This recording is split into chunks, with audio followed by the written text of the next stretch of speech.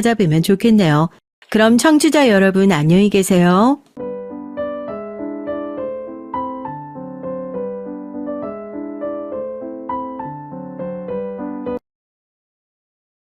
안녕하세요. 저는 서울에 사는 40대 주부입니다. 결혼한 지는 15년이 넘어가고 있네요. 올해 중학교에 들어가는 딸 하나와 초등학생 아들 하나가 있습니다. 그리고 원래는 남편도 있었고요. 이렇게 이야기하는 걸 보면 아시겠지만, 네, 저는 지금 남편과 함께 살고 있지는 않습니다. 남편과는 이혼했어요. 귀책 사유는 당연히 남편에게 다 있는 이혼이었고요. 지금은 남편에게서 벗어나 저희 세 식구가 나름대로 잘 지내고는 있지만 그 전까지만 하더라도 엄청나게 많은 일들이 있었습니다. 오늘 사연으로 그 이야기를 한번 해볼까 해요. 얼마 전까지만 하더라도 이런 이야기를 하다가 조금 힘이 들었는데 이제는 시간이 조금 지나서 그런지 할 수 있겠더라고요. 그리고 이것에 털어놓고 조금이라도 더 시원해지고 싶어서 이렇게 사연을 쓰게 되었어요. 간단하게 요약하자면 제 남편은 쓰레기입니다. 그것도 재활용도 안 되는 쓰레기요. 물론 처음에는 몰랐어요. 그런 인간인 줄 알았으면 결혼하지 않았을 겁니다. 물론 지금 제 자식들을 만난 걸 후회하지는 않지만요. 남편의 첫인상은 좋은 편이 아니었거든요. 어디서 굴러먹다 온 사람인지는 모르겠고 비전도 없어 보이고 그리고 별로 믿음직스럽지도 않은 그런 사람 말이죠. 이렇게 이야기하면 그런 사람인데 왜 결혼했냐고 하실 텐데 한 가지 다른 사람과 확실하게 다른 점이 있었습니다. 그건 바로 저를 너무 사랑해준다는 거였어요. 저는 어렸을 때 아버지가 집을 나가신 이후로 엄마가 저를 혼자 키웠거든요. 늘 아버지에 대한 사랑을 그리워했습니다. 저희 아버지가 좋은 분이 아니셨기 때문에 따로 아버지를 찾아가거나 하지는 않았지만 말이죠. 그런 저에게 남편은 정말 사랑만 줬어요. 뭘 하고 싶다고 하면 바로 같이 해주고, 어디를 가고 싶다고 하면 바로 함께 가주고, 뭐가 먹고 싶다고 하면 말이 채 끝나기 전에 사다 주는 사람이에요. 그때 제 친구들이 이렇게 이야기하곤 했습니다. 민철 씨는 승희 네가 별을 따달라고 하면 별이라도 따올 사람 같아. 남들이 보기에도 그런데 저는 오죽했겠어요. 세상에서 저를 가장 사랑해주는 사람이라고 생각했습니다. 조금 못 믿어온 구석이 있더라도 저를 이렇게 사랑해주는 사람을 다시 만날 수 있을까 하는 생각을 했기 때문에 남편과 결혼한 거였고 말이죠. 그리고 시간이 지나고 이제는 남편에 대한 안 좋은 감정밖에 남지 않은 이 시점에도 그때 남편의 마음을 의심하지는 않아요. 뭐 그랬으니 그 꼴을 보고도 여태 살았던 건 아닐까 하는 생각을 하기도 하고요. 뭐 하나 가진 것도 없고 가족도 제대로 된 가족이 없는 저를 사랑해주고 가족을 만들어줬다는 그 고마움이 완전히 없어질 만큼의 큰 배신이 있고 나서야 저는 정신을 차렸습니다. 사실 그 전에 남편은 변했고 수없이 많은 배신들이 있기는 했어요. 남편의 첫 배신은 저에게 거짓말을 밥 먹듯이 한다는 것이었습니다. 이번에는 정말 취직했어. 이런 거짓말은 아주 상습적이었어요. 저나 남편이나 집안 사정이 그리 좋지 못한 탓에 둘 다 돈을 벌어야 했거든요. 하지만 남편은 늘 그렇듯한 말로 돈을 벌어올 것처럼 이야기하고서는 그게 이루어진 적이 단 한 번도 없었습니다. 그래서 제가 언제나 일을 2개, 3개씩은 해야만 했어요. 안 해본 일이 없는 것 같아요. 사무실에서 격리를 보기도 하고 식당에서 일을 해보기도 하고 택배 일을 하기도 했습니다. 그것들을 한 번에 다 했던 적도 있었고 말이죠. 남편은 일도 하지 않으면서 꼬박꼬박 용돈은 받아갔어요. 이게 다 투자야. 사람 만나서 내가 이야기하고 그래야 일자리가 들어오지. 그것도 다 거짓말이었지만 말이죠. 제가 벌어다 준 돈으로 이 여자 저 여자 만나고 다니는 줄도 모르고 저는 밤낮 없이 뼈가 빠지게 일만 했네요. 지금 생각해도 제 자신이 바보 같다는 생각이 들어요. 왜 그걸 몰랐을까 하고 말입니다. 뭐 바쁘기도 했지만 굳이 알고 싶지 않다는 생각을 한 게 아닐까 싶기도 해요. 앞서 이야기했다시피 저는 정상적인 가정에서 자라지 않았고 그래서 저희 자식들은 그런 평범하고 정상적인 가정에서 자라게 하고 싶다는 생각이 강했거든요. 그러려면 엄마 아빠 모두가 있는 집이어야만 했고 말이죠. 참 미련했네요. 아빠가 있다고 정상적인 가정은 아닌데 말입니다. 저 몰래 통장에 돈을 빼다 쓰거나 일을 한다고 하고서는 거짓말을 한 것, 돈을 얼마 주면 좋은 자리에 취직을 시켜준다고 해서 목돈을 가져간 일도 있었는데 나중에는 그게 사기였다며 제 앞에서 펑펑 울었던 적도 있었거든요. 그래서 저는 남편을 달래며 돈은 또 벌면 된다고 위로했었는데 그것도 본인이 어디다 가져다 쓰고 저에게 거짓말을 했던 거였더라고요. 뭐 다 나중에 알게 된 사실입니다. 그런 수많은 거짓말과 배신이 있었지만 그럼에도 불구하고 제가 남편을 놓지 못한 이유는 저희 가족을 지키기 위해서와 그래도 저를 여전히 사랑한다고 믿었기 때문이었습니다. 지금에 와서 돌이켜 생각해보면 남편의 첫 바람을 알게 되었을 때 그 모든 것들을 놓고 이제 이 사람은 과거의 그 사람이 아니라는 것을 인정했었어야만 했던 것 같아요. 남편의 첫 번째 외도를 알게 된 건 정말 우연이었습니다. 민지 아빠, 오늘 근사하게 차려입었던데? 근사하게요? 어떻게요? 그냥 정장 딱 입고 멋지게 가던데? 기분 좋아 보이더라. 인사도 웃으면서 받고. 그런데 그런 상황이 아니었거든요. 분명히 저에게는 친구가 죽어서 장례를 끝까지 함께 해야 한다고 며칠 걸릴 거라고 하고 나갔는데 기분이 좋아 보인다뇨? 제 앞에서는 울었으면서요. 그래서 의심했고 그게 바람이라는 걸 알게 되었습니다. 여보, 내가 정말 잘못했어. 내가 죽을 죄를 지었어. 내가 잠시 미쳤었나 봐. 나도 저질러 놓고 이거는 아니라고 생각도 들었고 당신이랑 우리 애들을 잃을까 봐 무서웠어. 진짜 너무 미안해. 남편의 첫 번째 외도를 용서해 준 건 남편이 제 바짓가랑이를 붙잡고 울면서 사과를 했기 때문이었어요. 아, 물론 저도 가정을 깨고 싶지 않은 마음이 더 크기도 했지만요. 그래, 한 번쯤 실수를 할 수도 있지. 이렇게 나를 붙잡는 거 보면 아직 나를 향한 마음이 달라진 건 아니구나. 그렇게 스스로 어떻게 보면 최면 아닌 최면을 걸었습니다. 그런데 다들 아시잖아요. 한 번 그러는 사람이 원래 두 번, 세 번 그러는 거라고요. 절대 한 번으로 그치는 경우는 없다고요. 내가 모를 뿐이었죠. 제가 두 번째 바람을 알게 되고 그걸로 저희 집이 완전 풍비박산이 났지만 아마 그 사이에 다른 여자들이 더 있을 거라고 생각합니다. 그 사람은 그런 인간이니까요. 첫 번째 외도를 저에게 들키고 난 뒤 한동안은 남편이 참 잘했습니다. 저에게도 잘하고 아이들에게도 잘했어요. 그리고 가장 달라진 점은 이거였습니다. 나 취직했어. 남편이 취직한 겁니다. 친구의 소개로 한 공장의 관리자로 취직을 한 거였어요. 작은 공장이었지만 그래도 꾸준히 돌아가는 공장이고 다른 직원들이 일이 능숙해서 자신은 별로 할 일이 없을 것 같다고 너무 운이 좋다고 웃으며 이야기했던 게 기억이 나네요. 저도 정말 기뻤습니다. 우리 가족에게 제 이막이 열린 것 같고 말이죠. 첫 번째 외도를 저에게 들킨 후 저와 아이들을 잃을 것이 너무 두려웠고 자신이 정신을 차리고 살지 않으면 안 되겠다고 취직 자리까지 알아보고 취직했던 남편. 이게 얼마나 갔을 것 같으세요?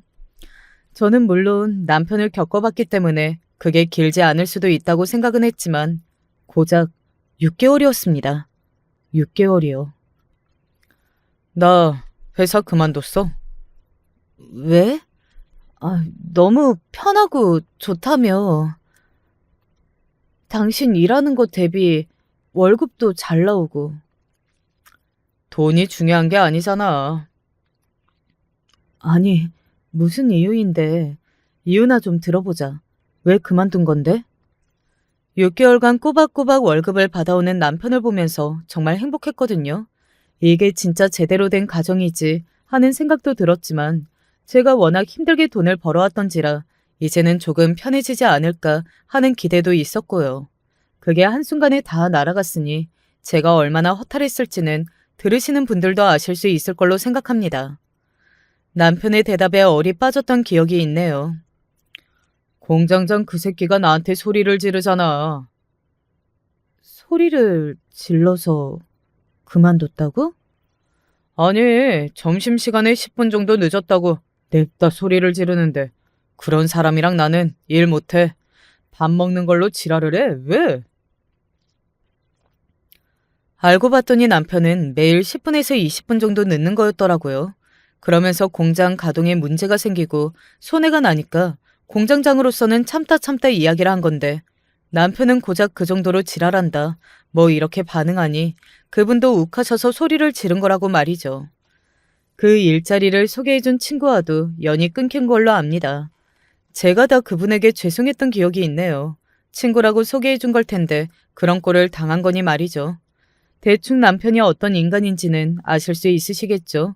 책임감도 없고 철도 없고 생각도 없는 그런 사람이요. 왜 그런 말들을 하고는 하잖아요. 여자는 자신을 좋아해주는 남자와 결혼해야 한다는 말 말입니다. 그건 적어도 기본적인 책임감이나 생각이 있는 사람을 두고 하는 말이라는 걸 정말 명심해야 할 것 같아요. 그리고 그 이후로 남편이 제대로 된 직장에 취직한 적은 없습니다. 매번 어디 아르바이트식의 일을 하다가 그만두고 어딘가 계약직으로 들어갔다가 일을 못해서 계약 기간이 채 끝나기 전에 잘리고 그런 일의 반복이었어요. 사기꾼처럼 말은 어찌나 번지르르하게 잘하는지 매번 이유를 찰떡같이 만들어냈습니다. 일을 그만둔 이유나 자기가 그 일을 할 수 없는 이유, 그리고 뭐 앞으로는 이렇게 하겠다는 말까지 말이죠. 모두 다 거짓말이었고 지켜지지 않은 약속들 뿐이었지만요. 남편의 두 번째 외도를 알게 되기까지 저는 그렇게 또 매번 속아가며 지냈습니다. 두 번째 외도를 알게 된 건 제가 먼저 이상하다고 느꼈기 때문이었어요. 그때는 첫 번째 외도 이후 세월이 꽤 흐른 상태이기도 했고 남편도 더 이상 저에게 변명 같은 걸 하지 않을 때였거든요. 전화를 왜 여기서 안 받아? 내가 어디서 전화 받는 것까지 네 눈치를 봐야 하니? 그니까 제가 질문을 하면 이런 식으로 나오던 시기였습니다. 그전에는 그래도 번지르르하게 거짓말이라도 했는데 그런 노력조차 하지 않은 거요. 무슨 말인지 다들 아시겠죠? 사실 당시에 저는 남편의 외도를 어느 정도는 짐작하고는 있었지만 그때 제 마음이 굉장히 많이 힘들 때였거든요. 엄마가 아프셨습니다. 암이라는 이야기에 하늘이 무너져 내리는 것 같았는데 시한부시라는 말까지 들은 뒤로는 일상생활이 힘들 정도였어요. 저희 엄마는 아직 일흔이 되지 않으셨거든요. 그런데 벌써 엄마를 보내야 할지도 모른다는 생각에 정말 많이 힘들 때였습니다. 나 요즘 힘들잖아. 당신이라도 내가 신경 안 쓰게 잘하면 안 돼? 이럴 때만이라도? 그냥 네가 나를 신경 안 쓰면 될 일 아니야? 나 신경 쓰지 마. 그렇게 퉁명스럽게 이야기하던 남편에게 정말 많이 섭섭했던 기억이 있네요. 왜? 사람은 기쁠 때보다 슬플 때나 안 좋을 때 옆에서 함께 해주는 사람이 정말 진짜인 거잖아요. 어떻게 보면 남편은 처음부터 끝까지 그런 의미에서는 정말로 제 편이 아니었던 것 같기는 하네요. 본인이 좋을 때만 잘해준 거니까요. 어지간하면 모른 척 했을 겁니다. 하지만 정도가 점점 더 심해졌어요. 나 이번 주 주말에 안 들어가. 이제는 거짓말을 할 생각도 없어? 그런 노력도 안 하니? 그러게 내가 그냥 갈라서 자고 했잖아. 남편은 배째라는 식이었어요. 어차피 자신은 가진 것도 없어서 이혼하면 손해될 건 없다면서 말이죠. 남편은 알고 있었습니다. 제가 쉽게 이혼을 이야기하지 않을 거라는 사실을 말이죠. 제가 가정을 어떻게 생각하는지 그 누구보다 가장 잘 알고 있는 사람이었으니까요. 그런 면에서 정말 못된 사람인 것 같네요. 남편이 제가 이혼을 요구하지 못할 거라는 걸 확신하고 있다는 것도 상간녀와의 대화한 내용을 보면서 알게 되었습니다. 자기 와이프는 무슨 병신이야? 다 알면서 찍소리도 못하게. 지가 아버지 없이 커서 새끼들을 아버지 없이 키우는 걸 무서워해. 무슨 강박 증상이 있는 사람처럼 절대 나한테 먼저 이혼하자는 말 못할걸? 그 이야기 들으니까 자기 와이프 좀 불쌍한데? 불쌍하기는 뭐가 불쌍해. 그냥 네 말대로 병신이야. 병신. 자기 아내를 두고 상간녀에게 병신이라고 스스럼 없이 이야기하는 사람. 그 지경일 거라고 그래도 생각해보지 않았었는데 그런 인간이었더라고요. 사실 지금은 이렇게 쉽게 이야기를 하는 것 같지만 지금도 이 이야기를 하는 건 조금 힘들기는 해요. 당시에는 정말 많이 힘들었고 말이죠. 하지만 저는 병신이 맞았습니다. 그 대화 내용을 보고도 남편에게 이혼하자는 말을 못했으니까요. 남편도 그런 저를 알아서 그런 대화를 했음에도 대화 내용도 하나도 지우지 않고 심지어 휴대폰을 잠궈놓지도 않은 거겠죠.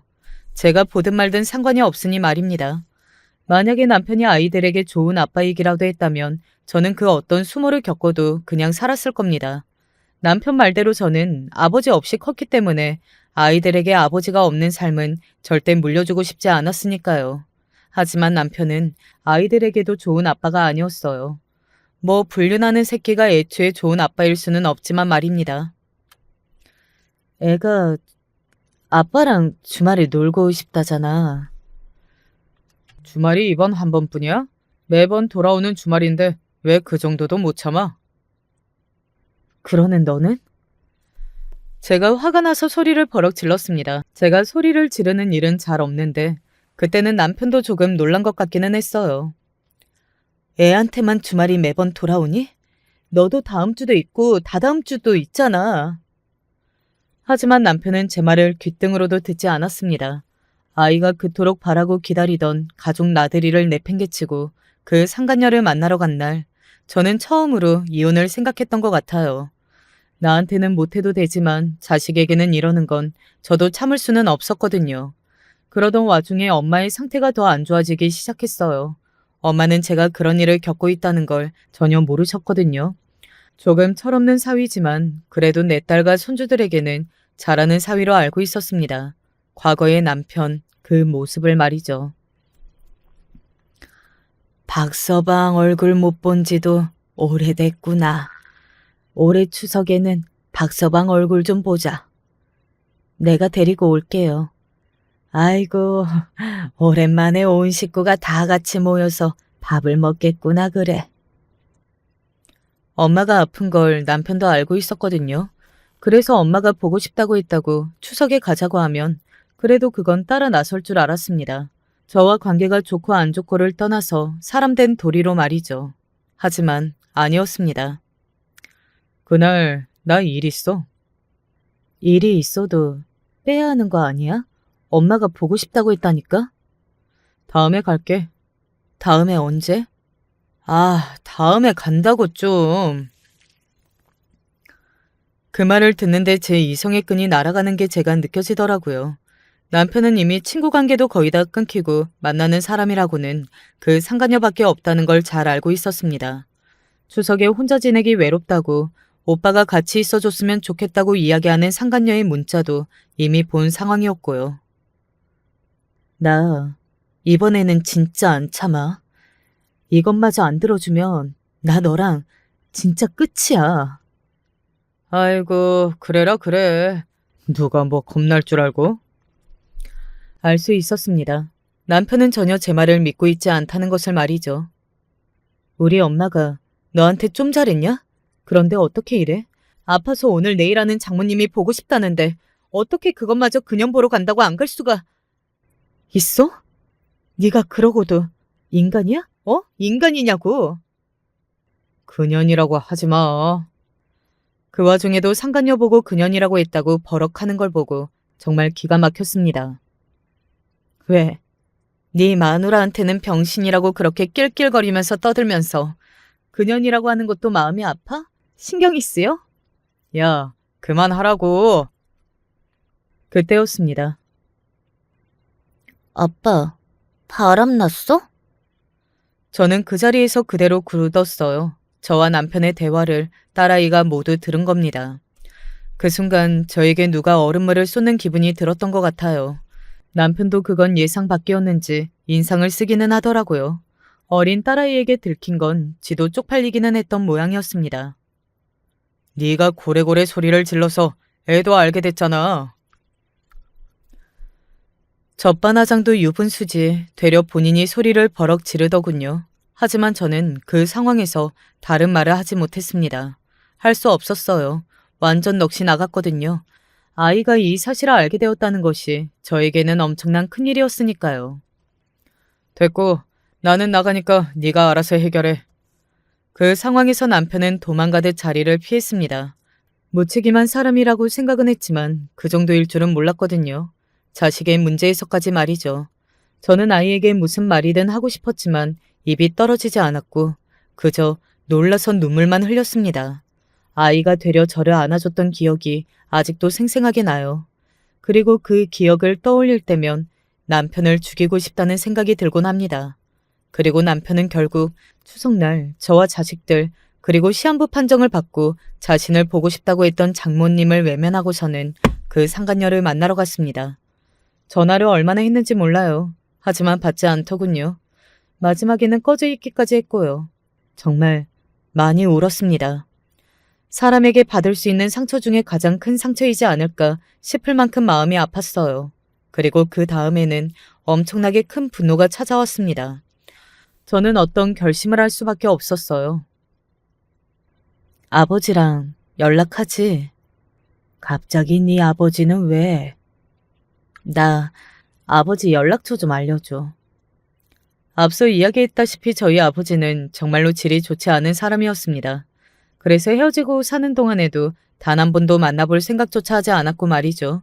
하지만 만나야 했습니다. 목적과 용건이 생겼거든요. 엄마는 의아해했지만 그래도 별다른 질문을 하지 않고 아버지의 전화번호를 알려줬어요. 제 생각에는 그것도 엄마가 떠난 뒤를 생각하고 준 것 같아서 지금 생각하면 눈물이 납니다. 네가 먼저 연락할 줄은 몰랐다. 저도 제가 아버지한테 연락을 할 날이 올 거라고는 생각 못했어요. 무슨 부탁을 하고 싶은 게 있는 거지?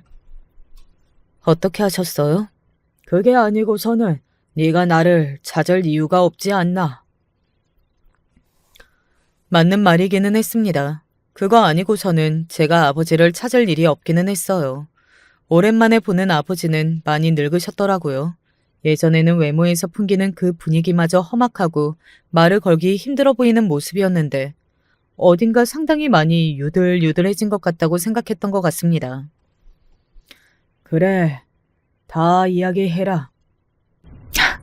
뭐든 다 들어주실 것처럼 말씀하시네요. 내가 들어줄 수 있는 거라면 다 들어주마. 너한테는 미안한 것도 많으니. 사실 아버지가 그렇게 이야기한다고 해서 어린 시절 엄마와 저에게 못했던 것에 대해서 용서할 마음은 없었습니다. 늙어버린 아버지의 모습을 보면서도 안쓰럽기는커녕 이 양반도 나이가 드니까 어쩔 수 없구나 하는 생각만 들었으니까요. 아버지 전문 분야라서 찾아왔어요. 제 그 말에 아버지가 고개를 끄덕였습니다. 예상하신 듯 했어요. 제가 뭐 돈을 달라거나 뭔가 다른 걸 요구할 거라고는 생각하지 않으셨을 테니까요. 엄마 일 아니면 이런 일일 거라고 짐작하셨겠죠. 사람 하나를 사람 구실 못하게 만들고 싶은데요. 이야기를 여기까지 들으신 분들은 이제 저희 아버지가 뭘 하시는 분인지 궁금해하실 겁니다. 짐작하신 분들도 있으시겠지만 저희 아버지는 건달이었어요. 흔히들 이야기하는 조폭? 뭐 그런 거 말입니다. 그래서 감옥도 몇 번 들락거릴 정도로 막 사는, 그리고 지금도 막 사는 사람이었거든요. 왜 제가 아버지를 찾아갈 생각을 한 번도 하지 않았는지 이제는 아시겠죠? 어디다 아버지에 관한 이야기를 한 적은 단 한 번도 없었습니다. 특히 성인이 되고 나서는 정말 하지 않았어요. 그 뭐 좋은 이야기라고 하겠어요. 알면 저를 무서워서 피하거나 무시하며 피하거나 둘 중 하나밖에 없었는데요. 그래서 당연히 남편도 몰랐습니다. 돌아가셨다고 했어요. 남편도 그래서 그런 줄 알았고요. 이런 일이 아니었다면 저는 아마 평생 남편에게 아버지에 대해 이야기하지 않았을 겁니다. 그래, 누구냐? 아버지는 덤덤하게 되물으셨고 저는 제가 여태 모아온 남편의 불륜과 저를 모욕했던 대화의 내용들을 내밀었어요. 남편이요. 제가 건넨 자료들을 읽은 아버지의 얼굴이 굳혀졌습니다. 사실 저는 아버지가 그렇게 화를 내실 거라고는 생각하지 못했었거든요. 본인도 엄마랑 저한테 엄청 못했으니까요. 그런데 또 사위가 자기 딸내미한테 그러는 건 못 참아주겠나 보더라고요. 인상을 험악하게 찌푸리더니 급기야는 욕을 하면서 죽여버리겠다는 등 그런 소리를 하셨으니까 말이죠. 거기에 대고 하고 싶은 말이 많기는 했지만 굳이 하지는 않았습니다. 그냥 화가 나신 채로 뒀어요. 그리고 그 다음 날부터 아버지의 복수 아닌 복수가 시작되었습니다. 굳이 따지자면 제 복수겠네요. 나중에 들은 이야기로 남편이 아버지에게 어떻게 당했는지를 지금부터 이야기해드릴게요. 우선 아버지는 남편과 그 상간녀를 미행하는 사람을 하나 붙였습니다. 그래서 그들의 일거수일투족을 감시하고 사진으로 남겼어요. 당시에는 제가 남편과 이혼 소송을 하기 전이었기 때문에 아마 증거 자료를 남기기 위한 미행이지 않았나 싶어요. 그리고 어느 정도 자료가 모아졌다고 생각이 드셨을 때 저에게 그 자료들을 주시며 변호사 한 명을 소개해 주시더군요. 내가 아는 변호사 중에 일 제일 잘하는 놈이야. 내가 특별히 부탁 잘해놨으니까 아주 잘해줄 거다. 아는 변호사가 몇 명씩이나 되냐고 묻고 싶었지만 그다지 좋은 대화가 될 것 같지는 않아서 그 말을 삼켰었던 기억이 나네요. 변호사를 선임하는 비용이나 다른 것들은 아버지가 다 해결해 주셔서 저는 비교적 편안하게 소송을 진행하게 되었던 것 같아요. 그리고 남편은 게임을 정말 많이 했거든요. 상간녀를 만나러 나가지 않는 날이면 하루 종일 방에 들어가서 나오지 않았으니까요. 그 컴퓨터도 예전에 자기가 그걸로 일할 수 있는 게 생겼다고 저에게 거짓말을 내서 받아간 돈으로 산 좋은 컴퓨터였습니다. 저는 게임에 대해서 잘 모르니까 뭘 어떻게 할 건지는 몰라도 그 안에서 남편이 사기를 당했고 그 사기를 친주제의 아버지의 아랫사람이었다고 들었습니다. 화가 잔뜩 난 남편이 그 아버지 밑에 있는 남자와 밖에서 만나기를 요구했고 만나고서는 엄청나게 많이 두들겨 맞았다고요. 병원에 입원을 할 만큼 말이죠. 내가 합의해 줄 것 같아? 너는 이제 깜빵 들어가는 거야. 이 양아치 새끼야. 남편이 병원에 들어누워서 합의를 안 해주겠다고 난리를 쳤었지만 얼마 지나지 않아서 바로 합의를 해줄 수밖에 없었습니다. 조직의 다른 사람들이 우르르 병원을 찾아가서 그 앞에 서 있었다고 하더군요. 남편이 벌벌 떨면서 합의서에 사인을 했다는 말을 들었던 것 같아요. 물론 거기서 끝나지는 않았습니다. 어느 날 모르는 번호로 전화가 왔어요. 제발 부탁인데 저 용서해 주시면 안 될까요? 누구신데요? 거기 남편이랑 만나던 여자요. 거의 울면서 전화를 한 여자는 남편과 만나던 상간녀였습니다. 제발 만나달라고 사정사정을 하더군요. 솔직히 만나고 싶지 않았거든요.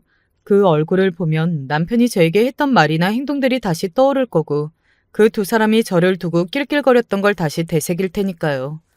그래서 만나고 싶지 않았지만 무슨 이야기를 할지 궁금하기는 했습니다. 그래서 그 자리에 나갔어요. 나와주셔서 감사합니다. 그렇게 말하는 그 상간녀는 살이 빠진 건지 원래 마른 건지 완전히 기운이 다 빠진 채로 얼굴 상태도 굉장히 좋지 않아 보였어요. 어딘가 아픈 사람같이 보이기도 했고 무언가에 굉장히 시달리는 사람 같아 보이기도 했습니다. 계속 주위를 두리번거리며 겁을 먹은 듯 행동했고 말이죠.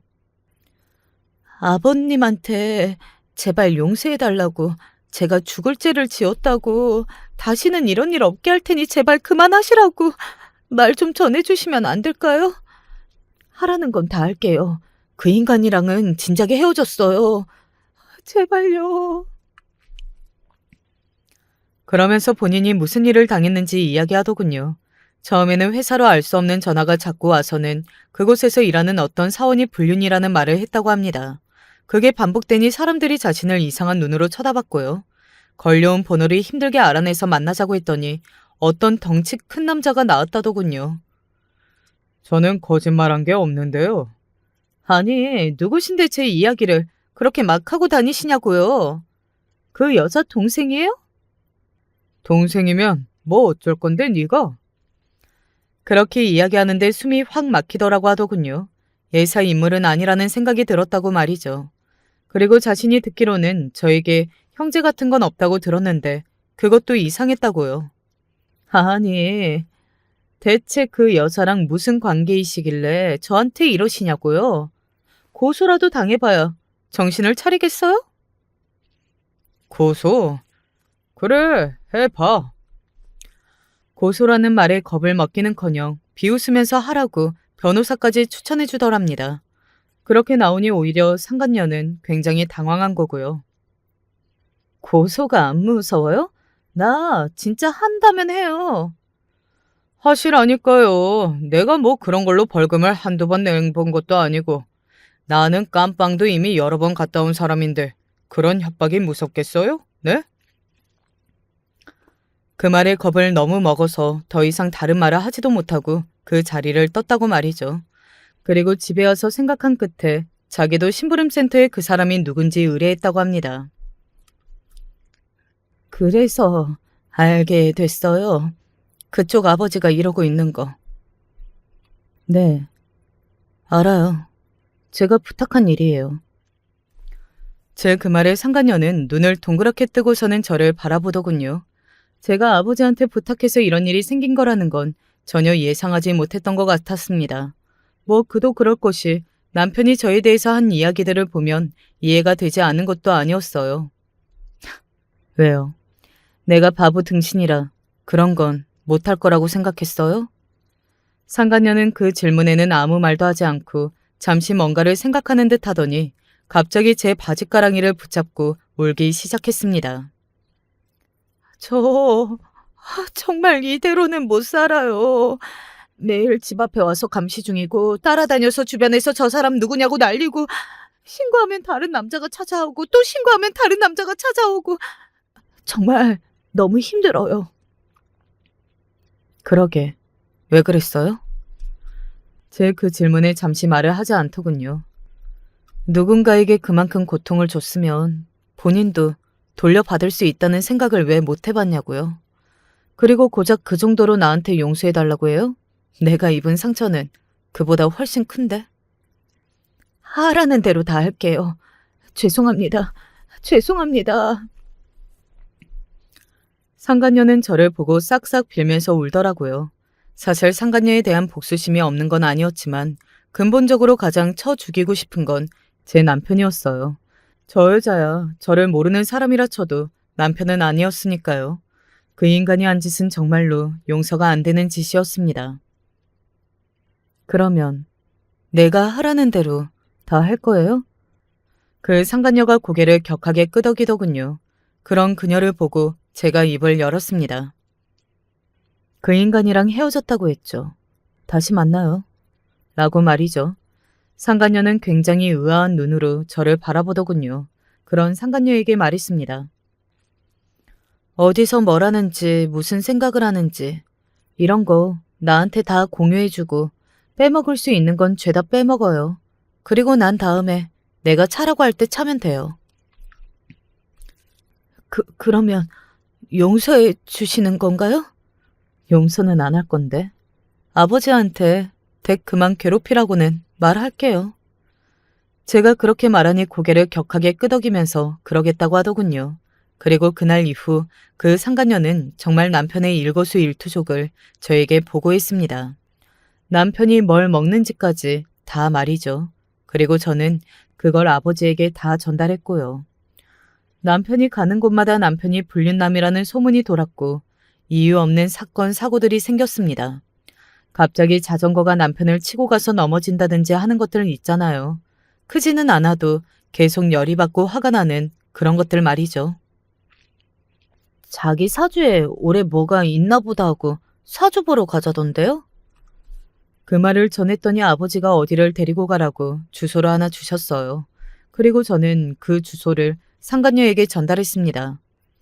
그리고 며칠 뒤 상간녀에게서 연락이 왔어요. 그 인간 완전 눈이 돌아서 구시고 부적이고 다 쓴다고 난리 났거든요. 다 알아맞혔다고. 자기 올해 재수 더럽게 없는 것도 다 한다고요.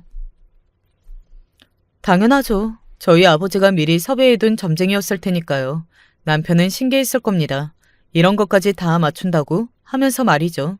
그 사람은 늘 느끼는 거지만 멍청한 사람이었거든요. 제가 그것도 참아주면서 살았던 거죠. 결국 남편은 거액을 주고 어디서 빌리기까지 해서 구슬하고 부적을 썼다고 했습니다. 아무 의미 없고 효과도 없을 것들이었는데 말이죠. 그 구슬하고 며칠 지나지 않아 남편은 또다시 사고를 당했고 눈이 시뻘개져서는 점쟁이를 찾아갔지만 이미 그 점쟁이는 그곳에 없었습니다. 본인이 사기를 당한 거라는 걸 알게 되고는 길길이 날뛰며 상간녀에게 돈을 빌려달라고 했다더군요. 지금 헤어지자고 하세요. 이 사람 돈 안 해주면 저도 괴롭힐 것 같은데 그냥 이렇게 헤어지라고요? 그건 그쪽이 알아서 할 일이죠. 내가 도와줄 일이 아니지 않을까요? 그 상간녀는 남편이 자신에게도 해코지할 것 같다며 저에게 도움을 청했습니다. 정말로 뻔뻔하다고 생각했던 것 같아요. 그러고 연락이 없었기 때문에 뭐 알아서 잘 헤어졌겠거니 하는 생각을 했었습니다. 하지만 아니었더라고요. 야, 이 미친년아, 당장 나와. 남편이 제가 살고 있는 곳으로 찾아왔습니다. 그리고서는 고래고래 소리를 질러대며 쌍욕을 하더군요. 예상치 못한 상황이었기 때문에 굉장히 당황하기는 했던 것 같아요. 이년아, 너 진짜 죽고 싶어서 환장을 했지? 내가 오늘 이야기 다 듣고 왔어. 내가 뭘 잘못했는데? 뭘 잘못해? 이게 진짜... 남편은 그렇게 이야기하며 팔을 번쩍 들었고 저는 눈을 질끈 감았습니다. 아마 그 팔로 저를 내려치려 했던 거겠죠. 하지만 얼마간의 시간이 지나서도 아무렇지 않았어요. 그래서 눈을 살짝 떴습니다. 야, 너 뭐야? 저를 내려치려던 남편의 손을 누군가가 잡고 있었어요. 이번에도 덩치가 큰 남자였습니다. 아버지가 붙여둔 사람이구나. 다행이다. 하는 안도의 한숨을 내쉬었던 것 같아요. 너? 지나가던 행인? 그러면 그냥 계속 지나가시지 왜 남의 일에 참견이세요? 남자가 여자를 이렇게 패는 건 제가 또 못 보거든요. 내 마누라라고. 마누라면 패도 되냐? 이 쓰레기 같은 새끼야? 어? 쓰레기? 두 사람은 소리를 질러대며 싸웠고 주위에 사람들이 하나둘 모여들기 시작했습니다. 그래, 쓰레기. 시한부 판정받은 장모가 얼굴 보고 싶다고 하는데도 추석날 상간녀랑 놀러간 씹새끼 아니세요? 남편이 그 소리를 듣고 움찔했습니다. 그 이야기는 조금 전까지 아무도 하지 않았으니까요. 어떻게 알았냐는 얼굴로 그 덩치 큰 남자를 바라봤어요. 네가 그걸 어떻게 알아? 남편이 그렇게 말을 하자 주위에서 구경하던 사람들이 수군거리기 시작했어요. 어머, 저 말이 맞나 봐. 진짜 쓰레기 새끼 맞네. 나 이런 건 막장 드라마에서나 봤지 현실에도 있는 줄 몰랐네. 같은 말들 말이죠. 어떻게 알았으면? 왜? 뭐 어쩌시게? 남자가 그렇게 이야기하니 남편은 뭔가 생각하는 듯 잠시 인상을 찌푸렸습니다. 그리고는 이내 아 하는 얼굴로 저와 그 덩치 큰 남자를 번갈아 보기 시작했어요. 니들 불륜이지? 둘이 니들 만나는 거지? 어디서 이것들이 나를 속이려고. 저와 그 덩치 큰 남자를 불륜관계로 생각하더군요. 뭐 만약 그렇다고 한들 본인이 저에게 화낼 이유는 없는 건데 말입니다. 지가 한 짓을 생각하면요. 너 미쳤니? 우리 사정 다 아는 것도 그렇고 이렇게 딱 나타난 것도 그렇고 이게 너랑 그렇고 그런 사이가 아니면 뭐란 말이야? 이게 진짜 지도 불륜하면서 나한테 욕하고 복수한다고 하고 그랬던 거야? 퍽 억울했나 보다 하는 생각을 하면서 웃음이 나왔던 것 같아요. 비웃음이요. 제가 그렇게 웃자 남편이 더 약이 올라가는 게 보였습니다. 욕하더군요. 야, 너 진짜 뒤지고 싶어? 웃어? 그때였어요. 누가 누굴 죽여? 그 소리와 함께 아버지가 이쪽으로 걸어왔습니다.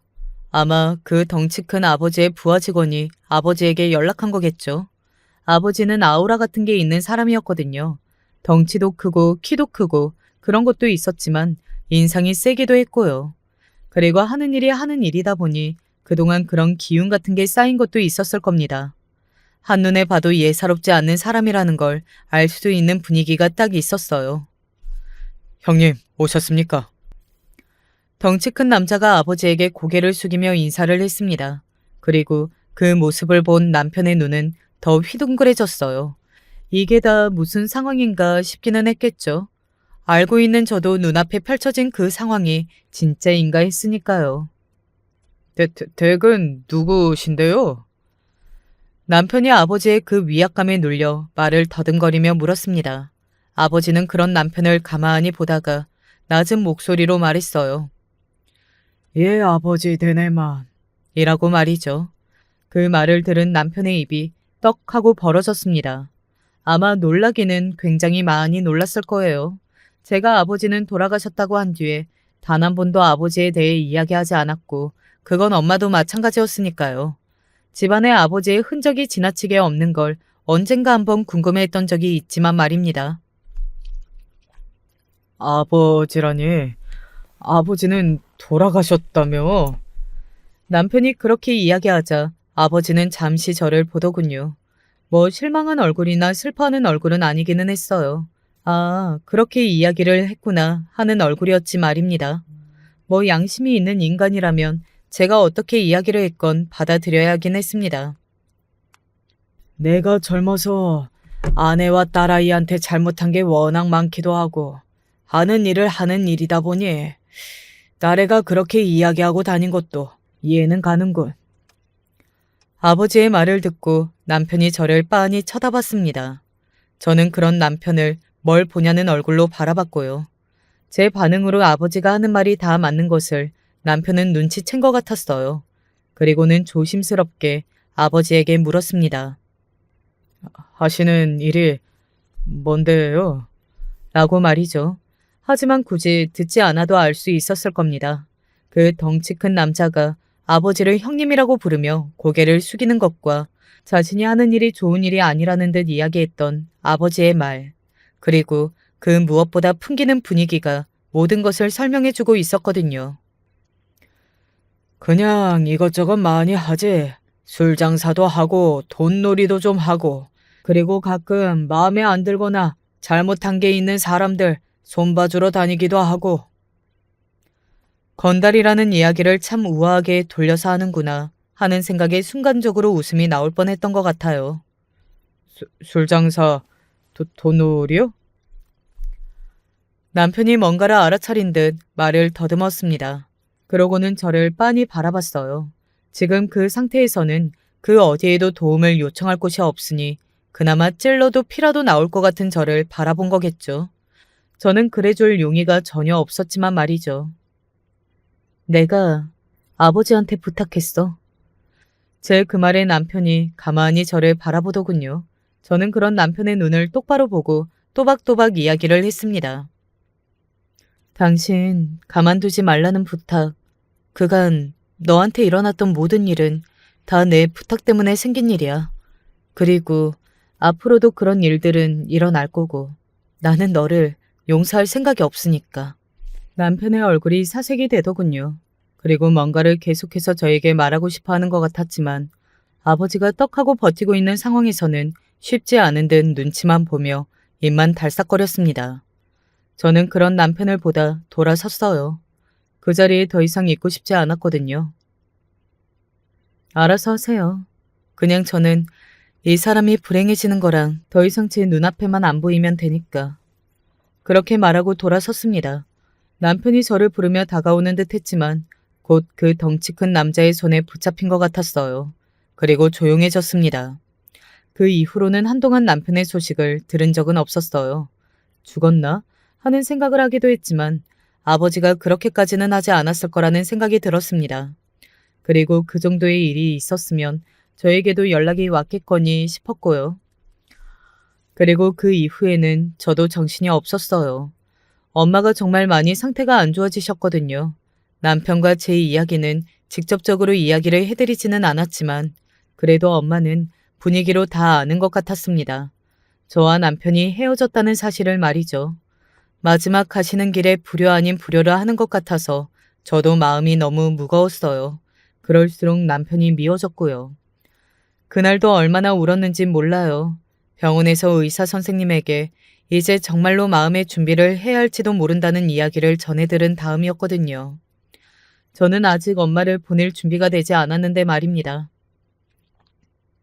이야기 들었다. 의자에 앉아서 울고 있는데 아버지가 다가와서는 말을 걸었어요. 네 엄마가 나한테 부탁하더구나.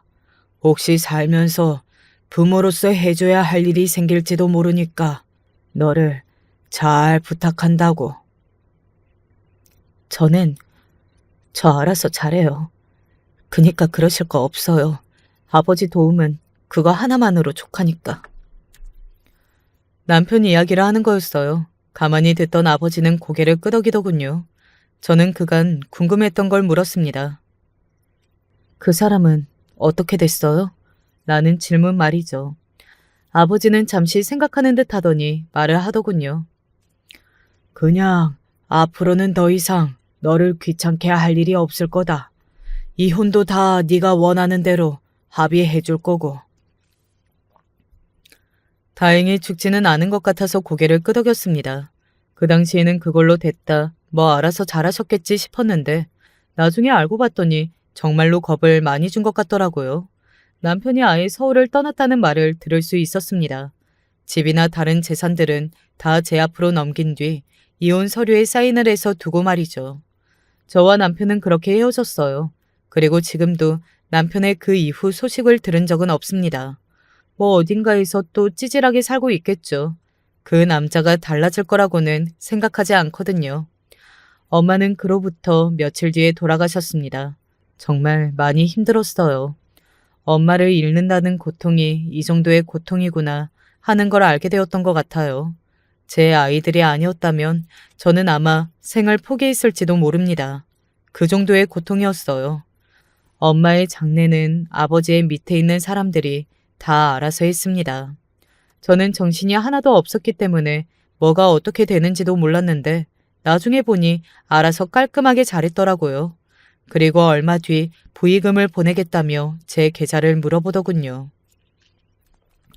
아버지가요. 그래서 알려줬습니다. 20억? 그런데 제 계좌로 들어온 금액은 20억이었어요. 너무 놀라서 전화했더니 이렇게 이야기하더군요. 내 부의금까지 포함이다. 내가 그간 네 엄마한테 못한 게 많아서 많이 넣었어.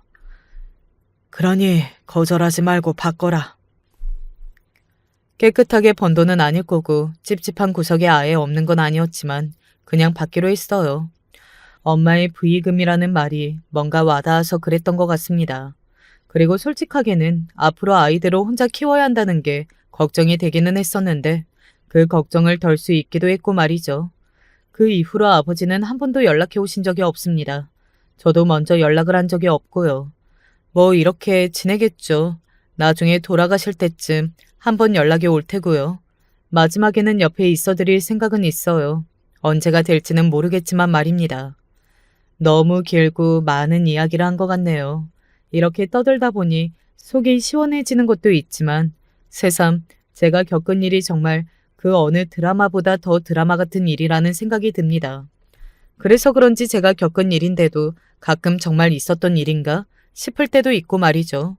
언젠가 이 일을 떠올려도 전혀 아무렇지 않게 되는 날이 오겠죠. 시간이 약이라는 말은 망고에 진리니까 말입니다. 저는 이제 그만 사연을 줄이겠습니다. 들으시는 분들이 어떻게 들으셨을지 모르겠네요. 마지막까지 제 이야기에 함께 해주셔서 감사합니다. 늘 건강하시고 행복하세요.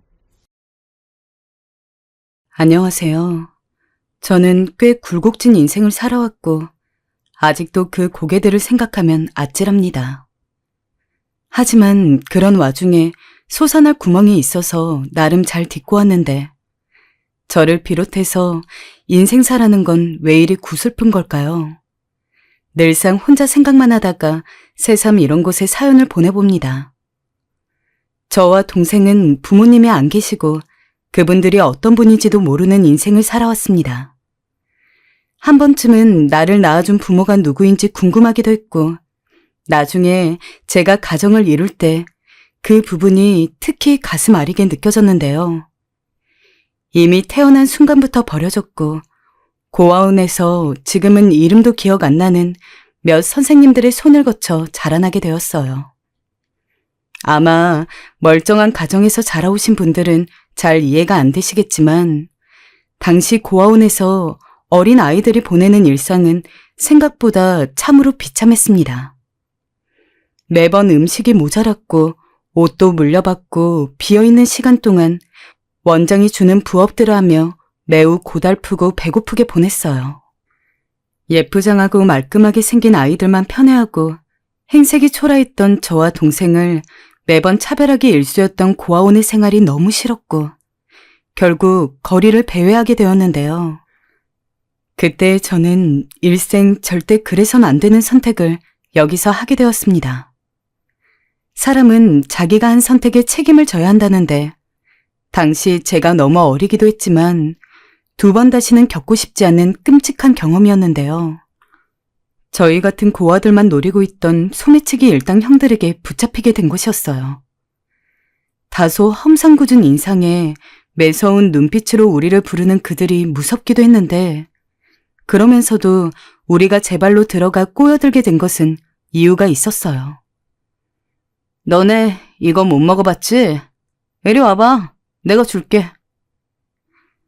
한쪽 눈이 심하게 어그러진 형이 우리를 부르면서 한 손에는 크림빵을 잡고 흔드는 것이었어요. 늘상 고아원에 좋은 손님이 올 때마다 주고 가셨지만 원장 가족들과 몇몇 아이들만 불러서 먹이고 저희는 구경만 해보았던 크림빵이었어요. 당시 국민학생이었던 저는 어린 마음에 그게 너무 먹어보고 싶어서 따라가게 되었죠.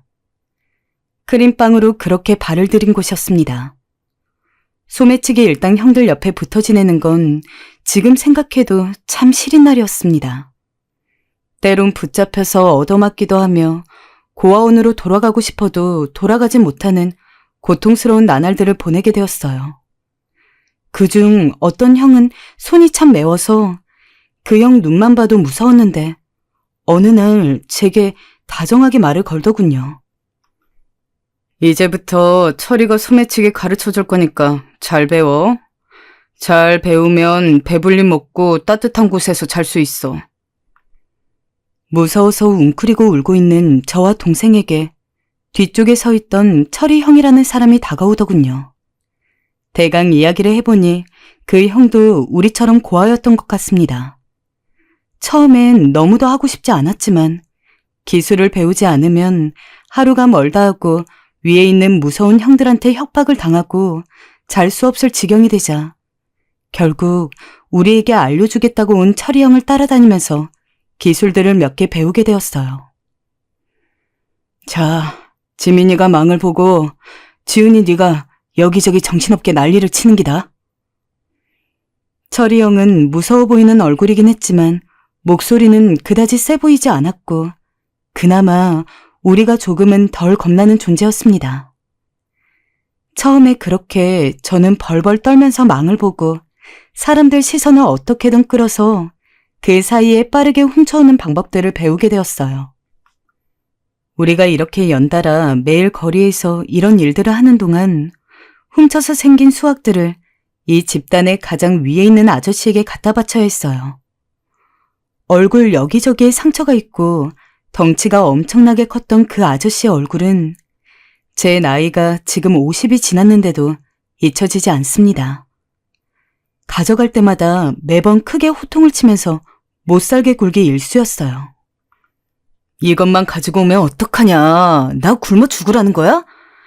더 해와 이놈들아! 아저씨는 액수가 마음에 들지 않으면 비가 오는 길가에도 저희를 내보내서 돈을 더 가져오게 했어요. 그럴 때 무서운 형들도 결국은 아이였던지라 어른의 말에 꼼짝 못하고 다시 그 짓을 해야만 했습니다. 어린 나이지만 당연히 양심에 찔리기도 했어요. 딱 봐도 힘겹게 하루하루를 살아가고 계시는 것 같은 할머니나 할아버지의 돈을 뜯어내거나 탐할 때면 이건 아닌데 하는 생각이 들곤 했습니다. 동생도 날마다 자기 전엔 제게 고아원에 가고 싶다고 말을 하곤 했어요. 형, 우리 도망이라도 갈까? 도망? 안 돼. 너 절대 그 얘기 형들 앞에서 꺼내면 안 돼. 알겠지? 우리한테 도망은 없어. 그럼 평생 사람들 돈 훔치면서 살아야 하는 거야? 동생이 도망 얘기를 꺼낸 게 그때가 처음은 아니었어요. 비 오는 날 고열에 변변치 않은 치료 한번 제대로 받을 수 없어 제 품에 안겨 웅크리고 있을 때도 도망치고 싶단 말을 하곤 했어요. 허나 나약한 형이 할 수 있는 건 그저 동생을 힘껏 끌어안아주며 눈물로 토닥이는 것뿐이었습니다. 저도 동생도 고아원에 있을 때를 차라리 그리워할 정도로 점점 피폐해져 갔어요. 저 역시 동생처럼 도망을 가고 싶은 날이 한두 번이 아니었지만 그땐 도망을 쳤을 때 따라올 결과가 더 무서워서 차마 용기를 낼 수가 없었어요. 그나마 다행이었던 건 우리를 전담해서 가르쳐주던 철이 형이 저희가 보기 안쓰러웠는지 몇 번은 우리를 소매치기에서 빼주기도 하고 자기가 해온 걸 몰래 쥐어주기도 했어요. 형, 이거 나 줘도 되는 거야? 그냥 가져. 늘 무뚝뚝한 얼굴로 감정 없는 말을 던지곤 했지만 철이 형은 그나마 유일하게 저희가 기댈 수 있는, 저희에겐 그나마 무해한 사람이었죠. 그러던 어느 날 저희가 철이 형과 더 친해진 계기가 있었습니다. 그날은 소매치기 집단 아저씨의 심기가 안 좋았던 날이었어요. 잔뜩 화가 난 얼굴로 저희를 부르더군요. 그날의 끔찍한 광경은 정말 잊을 수가 없습니다.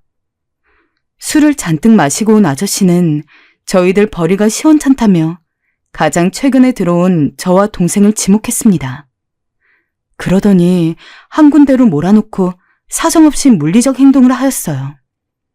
당시 저는 동생을 끌어안고 그냥 모든 걸 끝내고 싶다는 생각이 들 정도로 매섭게 맞고 있었는데 그러던 중 갑자기 뭔가 둔탁한 게 우리를 훅 하고 덮는 게 느껴졌어요. 아저씨, 그만하시라고요. 얘네들 이러다 죽겠습니다. 쓰라린 눈을 살짝 떠서 보니 철이 형이 우리를 얼싸안고 함께 뒹굴더군요. 그날 저희를 감싸고 편히 대어준 건 철이 형뿐이었어요. 철이 형이 있었기에 저희는 그래도 큰 상처 없이 무사히 그날을 지나갈 수 있었죠. 늘 무뚝뚝한 사람이었지만 한번 저희 편이 되어준 형에게 고마움이 느껴졌고 그렇게 형과 저는 다소 끈끈한 사이가 되어갔어요. 장난으로 형에게 스승님이라는 소리를 하기도 했고 형 역시 국민학생이었던 우리가 귀여워 보였던지 진짜 형처럼 곧잘 챙겨주곤 했습니다. 가끔은 먹을 게 생기면 제 입에 쏙 넣어주기도 하고 전처럼 소매치기 행위에서 곧잘 빼주었어요. 하지만 동생은 그날을 기점으로 정말 도망을 치고 싶어 했어요. 형, 나는 도망갈 거야. 여기 너무 무서워. 장난인 줄 알았지만 어느 날 일어나 보니 동생은 정말 제 옆에 없었습니다. 정신없이 나와 동생을 찾으러 다니기 시작했는데 동생은 없었고 거리는 점점 추워지고 있었어요. 눈에선 비척비척 눈물이 흐르기 시작했습니다. 그때 제 옆으로 철이 형이 다가와 손을 잡아주며 같이 찾자고 말해주었어요. 사실 동생이 도망친 게 들키기라도 하면 정말 큰일인 상황이기에 형도 그걸 걱정한 것 같았어요. 동생이 도망친 게 그 아저씨의 귀에 들어가면 화살은 제게 돌아올 테니까요. 한참 찾았잖아. 말도 안 하고 가면 어떡해. 동생을 발견한 곳은 어느 낡은 식당 화장실이었어요. 배가 고팠는지 동생은 식당 쓰레기통이라도 뒤지러 들어갔다가 먹을 건 없고 너무 추워 화장실로 뛰어갔는데 그만 변기 위에서 깜빡 잠에 들어버렸다 하더라고요. 미안해, 형. 미안해. 동생이 눈물을 흘리며 미안하단 말을 중얼거리는데 그게 그렇게 가슴이 아팠습니다. 저는 동생을 당장 끌고 나와 바닥으로 내팽겨치며 네 마음대로 할 거면 내 동생 하지 말라는 말까지 던졌습니다. 동생은 그 말이 또 무서웠는지 제게 다가와 바짓가랑이를 붙잡으며 미안하단 말을 종알거렸습니다. 이제 그만하자. 지훈아, 지민이가 아직 어려서 그래. 날씨가 추우니 얼른 돌아가야 해. 아저씨한테 걸리면 안 돼. 지민아, 형한테 업혀. 지훈아, 부축 좀 해줘. 그때 철이 형도 얼어붙은 길가를 헤매느라 꽤 지친 상태였는데 절 다독여주고 동생을 업었습니다. 철이 형은 엉엉 울며 걷는 제가 안쓰러웠는지 동생을 업은 상태로 제 손을 꼭 잡고 그러더라고요. 내가 여기서 니네들 데리고 나갈 거야. 여기서 나갈 수만 있다면 엄마 아빠가 없어도 된다고, 다시는 고아인 걸 원망하지 않겠다고 막연히 속으로 되뇌이고 있던 차에 이 말이 얼마나 꿀처럼 들렸는지 모릅니다. 희망을 품으면 안 된다고 생각했지만 그 이후 저는 형에게 계속 물어보곤 했어요. 우린 나갈 거야. 조금만 기다려, 지훈아. 당시 고등학생이었던 형은 어딘지 모르게 굳은 결심이 선 얼굴이었어요. 저도 동생도 믿을 건 형뿐이었던지라 태어난 얼굴로 소매치기 일당 속에 있으면서도 탈출할 날만을 꿈꾸고 있었어요. 그리고 보름 정도 후 우리는 어렵사리 탈출을 시도하게 되었어요. 저 녀석들 잡아! 하고 아저씨 일당들이 즉각 우리를 잡으러 뛰어나왔지만 철이 형은 호루라기를 몇 번이나 불어대며 경찰이 오는 것처럼 혼란스럽게 만들었어요. 그렇게 열심히 각지로 도망쳤고 반나절이 지나서야 겨우 터덜터덜 셋이 기차역에서 만나 얼싸안았어요. 바깥 세상으로 나오게 되었으나 어린 우리가 당장 뭔가 먹고 버티기 위해 할 수 있는 게 없었어요. 그때 그러지 말고 어디건 가서 도움을 청해야 했는데 저희에겐 그러면 안 된다고 말해주는 어른도 도움을 주는 사람들도 없었어요. 어딜 가도 쓰레기 취급을 받았고 거지 취급을 받아 쫓겨나기 일쑤였습니다. 그러던 어느 날 동생이 너무 배가 고파 또 쓰레기통을 뒤지려 하는 거예요. 안 돼, 지민아. 너 저번에 이거 먹고 배탈 났잖아. 아무리 배고파도 이건 먹지 말자. 형, 나 너무 배고픈데. 지민아, 지훈아, 형이 먹을 거 구해올게. 요 앞에 식당 아줌마 예전에 아는 사이였어. 한번 부탁드려볼게. 형이 알던 식당 아줌마라 하니 저는 조금의 기대를 가지고 형을 기다렸어요. 하지만 뒤이어 본 광경은 너무도 가슴이 아팠고 저와 동생은 조용히 못 본 척을 해야만 했습니다. 엄마, 나 배가 고파서요. 뭐 아무거나 남은 오뎅 국물이라도 주면 안 돼요? 지금 나랑 같이 다니는 애들이 있는데 걔네들 아직 국민학생이에요. 너 여기 어디라고 와? 내가 여기 오지 말라 했지? 난 네 엄마 아니라 했잖아. 얼른 가. 네 아빠 오기 전에. 다시 말하지만 절대 오지 말아라. 다음에 오면 소금이라도 뿌려 쫓아버릴 테니. 떼국물이 흐르는 얼굴로 도움을 청했던 중학교 소년의 얼굴을, 아들의 얼굴을 어찌 그리 쉽게 외면할 수 있었을까요? 그것도 엄마라는 사람이 말입니다. 형이 찾아간 식당 아줌마는 다름 아닌 형의 엄마였습니다. 저는 막연히 형이 우리처럼 고아라고 알고 있었는데 그건 형이 꾸며낸 이야기였고 진짜 얘기는 따로 있었습니다. 형은 식당 아줌마와 다른 남자 사이에서 낳은 배다른 자식이었는데 그걸 숨기고 싶어하는 엄마에게 버림을 받은 것이었어요. 형은 그날 처음으로 저희 앞에선 눈물을 감추지 못하고 끄끄거리며 울었습니다. 흐르는 눈물을 닦아줘봤자 형의 아픔과 슬픔이 단 한 푼도 덜어지지 않을 것 같아 전 그냥 형과 함께 울어버렸습니다. 세상엔 위로가 되지 않는 슬픔도 있다는 걸 그때 처음 알았던 것 같습니다. 얘들아, 안 되겠다. 우리 다시 소매치기라도 해서 돈을 벌어야 되겠어. 현실은 팍팍했어요. 결국 저희는 다시 소매치기에 손을 대버렸고 배고픔을 해결해 나갔어요. 잘 곳도 딱히 없어 공중 화장실에서 자야 했지만 그래도 일단 배를 골지 않을 수 있어 좋았습니다. 그리고 무엇보다 형이 있으니 전보다 좀 든든한 마음도 있었어요. 허나 그러던 중 너무나 아찔한 일을 겪게 되었습니다. 평소와 같은 흐름이었습니다. 동생 지훈이에게 망을 보게 하고 제가 여기저기 시선을 끌어당긴 다음 철이 형이 그 주변을 도는 웬 아저씨의 품을 슬쩍 하는 거였죠.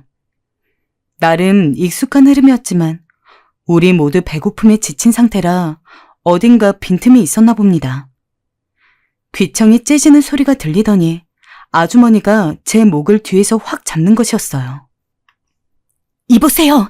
애네들 좀 보세요. 이것들 소매치기예요. 씩씩거리는 아줌마가 저를 잡고 있으니 철이 형도 훔친 것을 떨어뜨리고 소매치기 당한 아저씨도 눈치채고 사람들이 저희 모두를 에워싸더군요. 아니에요. 아니긴 뭐가 아니야. 이것들 전문이구만. 경찰서에 보내버려야겠어요. 어린 것들이 아주 못된 짓만 배웠네. 얼른 누가 신고 좀 해줘요. 죄송해요. 아저씨, 한 번만 용서해 주세요. 너무 배가 고파 그랬어요. 우리를 둘러싼 사람들이 소리를 지르자 저흰 무릎을 꿇고 싹싹 빌었습니다. 하지만 아저씨는 철이 형의 얼굴에 주먹을 날렸고 누군가의 신고로 결국 경찰까지 오게 되어 점점 일이 커지게 되었습니다. 아직 어렸던 저와 동생을 비롯해서 철이 형도 눈동자가 심히 흔들리고 매우 불안한 지경이 되었습니다. 경찰이라니. 갈수록 내 인생은 정말 밑도 끝도 없이 내리막길로 치닫는 느낌이 들었어요. 그렇게 절망적인 생각을 하고 있던 차에 철이 형이 갑자기 말도 안 되는 소리를 내뱉었고 너무 놀라서 저와 동생은 일순간 굳어버렸습니다. 아저씨, 제가 시킨 겁니다.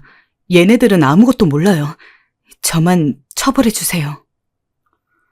우리가 배고프다고 형에게 울먹이며 말했고 어쩔 수 없이 다시 품을 훔치게 된 건데 형은 모든 게 본인이 한 짓이라며 경찰에게 말하고 있었습니다. 전 형이 감옥에 이대로 끌려갈 줄로만 알고 엉엉 울면서 아니라 했어요. 정말 다행스러운 건 어쩐 일인지 일이 더 커지지 않고 기적처럼 풀려났던 거였어요. 하지만 풀려나도 우리에겐 할 수 있는 게 없어서 줄인 배를 안고 거리를 돌아다녔고 점점 지쳐갔어요. 이제는 정말 아무것도 할 수 없어 구걸이라도 해야겠다 싶어 저와 동생 형 모두 구걸을 하러 다녔습니다.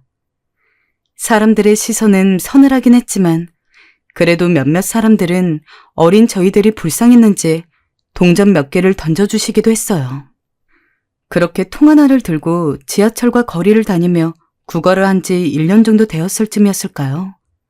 철이 형이 잠시 어디에 갔다 온다고 하더니 일주일 정도 나타나지 않았어요. 형, 이상하다. 철이 형 어딜 간다는 거지? 그러게, 내일이면 형이 와야 하는데 내일쯤은 온다고 했는데. 늘 같이 다녔던 터라 철이 형이 없으면 왠지 두렵기도 하고 형에게 무슨 일이 있을까봐 걱정도 되었어요. 그런데 약속한 날짜에도 형이 나타나지 않는 거였습니다. 저와 동생의 불안이 짙어졌고 절망이 깊어질 쯤 어디선가 익숙하고 따뜻한 목소리가 들렸어요. 얘들아, 가자. 나 많이 생각했다. 너구들 이제 소매치기 하지 말고 공부해야 한다. 이렇게 살면 안 된다. 무슨 말인지 도통 이해가 안 되는데 철이 형은 한참 배가 줄인 저와 동생을 데리고 국밥집에 가서 따뜻한 국밥을 양껏 사 먹여줬어요. 그리고 다 쓰러져가는 판잣집에 데려가더니 여기를 본인이 알아봤다는 겁니다. 여기 아줌마 말로는 소 키우던 곳이라 안 쓴다고 한다. 집 구할 때까지 마음껏 있어도 된다 했어. 너네 없을 때 우연히 예전에 옆집에 살던 아줌마를 봤는데 아줌마가 날 알아보셔서 잠자리라도 주신다고 하더라고. 아줌마 따라다니며 집 보러 다니느라 좀 늦었다. 저는 그 말을 듣자마자 철이 형을 감싸 안았고 돌아와서 너무 좋다는 낯간지런 말을 했습니다. 축축하고 냄새나는 곳이었지만 여기에는 우리를 괴롭히고 때리는 아저씨나 형들도 없고 무시하는 고아원도 아니어서 그 자체만으로도 너무 좋았어요. 철이 형은 이뿐 아니라 어디서 이불도 얻어오고 부서지기 직전인 책상도 갖고 왔어요. 내가 너희들 공부시킬 거야. 공부 안 하면 다시 소매치기 되는 거다. 그러니 정신 차리고 공부해야 한다. 알겠지? 공부? 나 공부 못하는데. 난 못하는지 잘하는지도 몰라. 해본 적이 없는데. 마음 먹으면 못할 게 없어. 하자, 이제부터. 갑자기 공부해야 한다는 말은 황당했지만 어린 저희들은 소매치기로 살지 않을 수 있는 방법이라니 그저 무조건 고개를 끄덕였어요. 철이 형과 셋이서 살아가는 생활은 소매치기로 살 때와 큰 차이 없이 여전히 가난하고 넉넉지 않았지만 마음은 너무 편했습니다. 철이 형 덕분이었어요. 형은 새벽같이 나가서 신문 배달을 했고 낮에는 구두 닦기를 했습니다. 밤에는 또 열심히 배달을 나가 저와 동생이 밥도 굶지 않고 공부를 할 수 있도록 해주었어요. 찌든 노동으로 늘 휘청이는 몸으로 돌아오곤 했지만 전 그런 형을 보면서 아버지가 있다면 이런 모습일까 생각이 들기도 했어요. 형이 열심히 알아본 결과 검정고시라는 제도가 있다는 것을 알게 되었고 책을 얻어와서 공부를 시켰습니다. 누가 가르쳐주는 사람이 없다 보니 진도도 많이 느렸고 따라가는 것이 상당히 힘들었지만 그래도 하다 보니 완전히 길이 없는 것도 아니었어요. 형이 일하러 간 동안 우리는 엉덩이를 붙이고 앉아서 열심히 공부를 했어요. 그렇게 거의 5년이 다 되어가는 시간 동안 전 검정고시까지 통과했어요. 장하다. 참으로 장하다. 고생 많았어. 우리 지훈이 너무 기특하다. 검정고시에 통과한 날 앞니가 하나 없는 얼굴로 해벌쭉 웃으며 머리에서 스며나오는 땀을 닦는 철이 형의 얼굴은 아직도 잊을 수가 없었어요. 정말 인생에 볕이 든다는 것을 처음 느꼈던 날이기도 합니다. 왜냐면 늘 좌절과 멸시, 조롱이 제 유년기를 꽉 채웠기 때문이에요. 그런데 철이 형을 만나서 처음으로 나쁜 일이 아닌 나 자신을 잘되게 하는 무언가를 하면서 작은 성취도 느꼈고 성공을 거두게 되었습니다. 성취감을 한번 맛보고 나니 그건 그 무엇과도 비교할 수 없는 선물이었습니다. 점점 자신감도 붙었고 그렇게 동생의 검정고시도 가르쳐가면서 저는 저대로 한 단계 더 높여서 준비를 하게 되었습니다. 그러던 어느 날 형의 생일날이 되었습니다. 생일날은 우리끼리라도 늘 조촐하게라도 생일을 챙겼기 때문에 그날은 특별하게 형을 챙겨주고 싶었어요. 검정고시에 통과하게 해주고 새 삶을 살아준 사람이니 보답하고자 형이 좋아하는 미역국도 끓이고 저렴한 시계도 하나 샀습니다. 형이 좋아하겠지? 우리가 용돈 모았다는 거 알면 완전 감동받겠다. 얼른 형 기뻐하는 얼굴 보고 싶어. 언제 오지? 동생 역시 형이 기뻐할 얼굴만을 생각하며 기다리고 있었습니다. 그런데 한창 짚혀가던 제 마음의 불씨를 완전히 불어 꺼트리는 일이 발생하고 말았어요. 형이 국밥집 배달을 마치고 이쯤이면 당연히 들어오는 시간인데 밖이 한창 어두워져서 앞이 안 보일 정도인데도 기미가 안 보이는 겁니다. 왜 그런 건가 싶어 계속 신경이 쓰이고 이윽고 동생은 울음을 터뜨렸습니다. 철이 형, 왜 안 들어오지? 형. 그렇습니다. 저와 동생에게 있어 철이 형은 형이자 아버지였고 어머니였기 때문입니다. 부모님의 온기도 사랑도 느껴본 적이 없는 우리에게 형은 부모님 그 자체였어요. 함께 보낸 5년의 시간 동안 형은 매번 힘든 몸을 끌고 들어와 지쳐 쓰러져 자기 일수였지만 그 작은 방에 셋이서 몸을 웅크리고 자는 날들은 그 어떤 따뜻한 이불과도 비교할 수 없이 포근했어요. 저는 우리를 지켜주고 돌봐주는 철이 형이 이렇게 아무 말도 없이 안 들어온 적이 없었기 때문에 더 적잖이 당황했어요. 몇 번이나 다시 마음을 되새기면서 무슨 사정이 있을 것이다, 어디서 자고 오나 보다 하며 생전 없었던 일들을 억지로 상상하며 이해해 보려고 애썼지만 생일날 형이 이럴 리가 없었어요. 그렇게 달력이 넘어가고 또 넘어가도록 형은 들어오지 않았습니다. 일주일이 지나고 한 달이 다 되고 두 달이 되도록 들어오지 않는 형을 보며 우리는 포기할 수밖에 없었어요. 그 사이 몇 번을 불안함에 화도 냈다가 울기도 했던 동생은 힘겹게 한마디를 뱉더군요. 형, 우리 또 버려졌나 보다. 그지? 그 말이 너무 서글프고 비참하게 느껴졌지만 저는 아니라고 답할 수도 없었습니다. 저부터가 가장 크게 체감하고 있던 것이었고 그걸 동생의 말로 다시 한번 확답받은 것이었으니까요. 난데없이 그렇게 자취를 감춰버린 형을 두고 저는 속으로 형을 많이도 원망했습니다.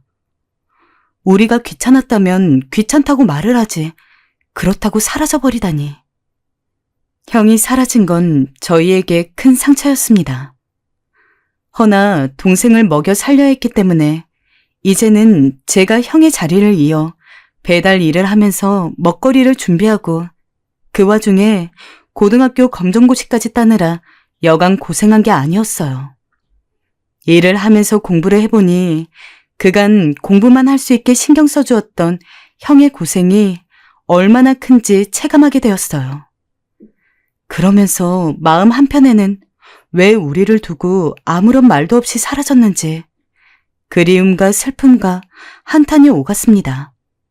몇 번이나 가슴속으로 형에게 물었어요. 형, 우리가 너무 염치 없이 형에게 붙어 있었나? 형, 많이 힘들었어? 우리가 잘못했다. 나도 이제 일할 수 있다. 우리에게 돌아와라, 형. 그렇게 저와 동생은 그 허름한 집에서 이어 몇 년을 더 살면서 형을 기다렸어요. 사실 다른 곳으로 가고 싶었지만 형이 행여나 올까봐 다른 곳으로 갈 수가 없었죠. 그 사이에 동생과 저는 각각 원하던 검정고시에 합격했고 저는 근처 어른들의 추천을 받아 지역 카센터에 일을 배우러 다니게 되었는데요. 정말 슬펐던 건 철이 형이 나간 이후로 전에 없던 불안감을 심히 느낀 동생이 이제 뭘 하던 제 옆에 꼭 붙어 있으려 하더라고요. 형아는 나 안 버릴 거지? 그 말을 들으니 너무 가슴이 아팠습니다. 동생에겐 저 못지않게 철이 형의 부재가 크게 느껴졌나 봅니다. 그래서 결국 고민하다가 뒤이어 검정고시에 붙은 동생을 카센터에 소개하게 되었어요. 우리는 한 곳에서 그렇게 근무를 하다가 시간이 많이 지나 형제 카센터라는 이름으로 새로이 창업을 하게 되었어요.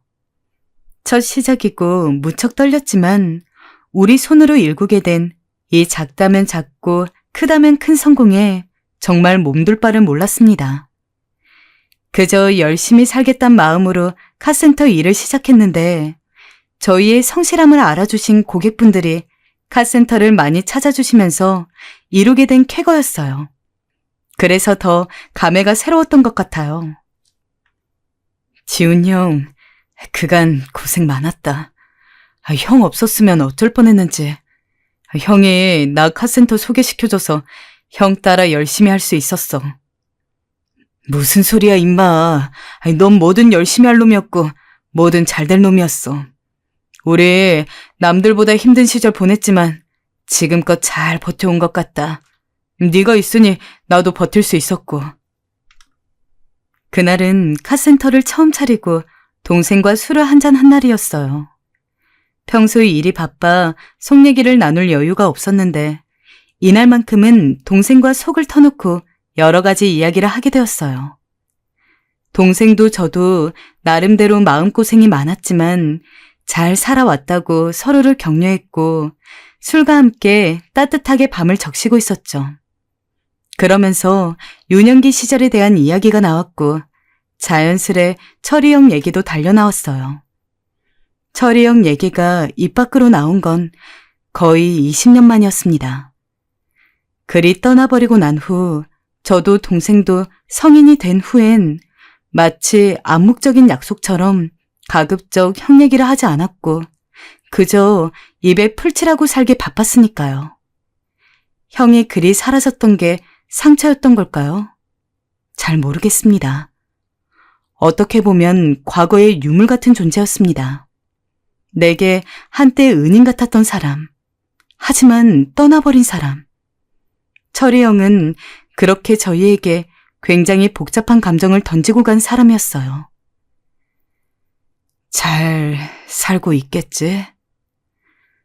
그럼 잘 살고 있겠지. 그랬으면 좋겠다. 동생과 저는 별다른 대화를 하진 않았지만 오가는 대화 속에 잠시나마 철이 형에 대한 향수를 공유했습니다. 잘 살았으면, 저는 형이 정말 잘 살았으면 싶었습니다. 어찌됐든 저희는 카센터를 열고 사람답게 살게 된 데는 그 형이 뒷바라지 해준 덕이 컸으니까요. 그때 동생이 나 사실 철이 형 수소문해볼까 생각했어. 근데 모르겠어. 용기가 안 났던 건지 생각은 해도 막상 행동으로 옮겨지지 않더라고. 형이 우릴 만나면 좋아할 것 같긴 한데 라고 말하더군요. 사실 저 역시 동생과 같았습니다. 만약 형과 저희들 사이에 아는 사람이 한 명이라도 있었다면 소식 묻고 무슨 방법을 취했겠지만 그럴 수가 없었어요. 결국 흥신소를 이용했어야 하는데 막상 문 앞까지 가도 벨은 눌러지지 않았습니다. 그날은 그렇게 동생과 형 얘기를 하다 씁쓸하게 마무리되었습니다. 그리고 근 30여 년의 시간 동안 저도 동생도 각자 좋은 사람을 만나 가정을 이루었고 그 사이에 자식들도 낳았어요.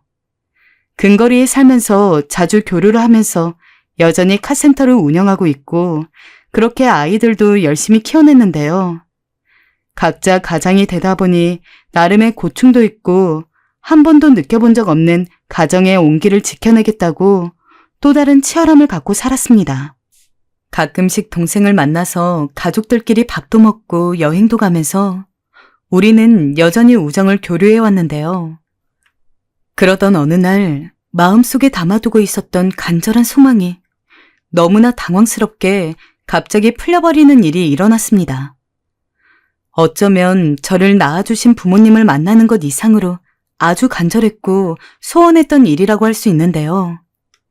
그날은 동생 가족과 갈빗집에서 만나 아이들 자라는 이야기를 하고 카센터 별개 창업 얘기를 하며 한창 시간을 보내고 있었습니다.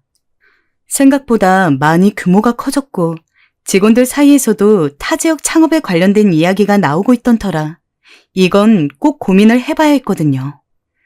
그러던 중 갈빗집 입구에서 한 초라한 아저씨가 껌 바구니를 들고 힘없이 들어오는 게 보였어요. 요즘도 저런 사람들이 있네. 우리 어릴 때도 저렇게 껌 팔러 다니던 아저씨들이나 애들 있었잖아. 그러게 어릴 적 생각이 나네. 오래됐구만. 얘네들은 모르겠지만. 이렇게 말하면서 동생은 자기 애들 머리를 쓰다듬더군요. 근데 그 아저씨가 점점 우리 테이블로 와서 말을 걸었습니다. 백발의 주름이 가득한 거의 노인에 가까운 얼굴이었는데 참 피로에 찌들어 보였습니다. 노인은 말이 겨우 나올까 말까한 힘없는 목소리로 말하더군요. 껌 한 통 1,000원입니다.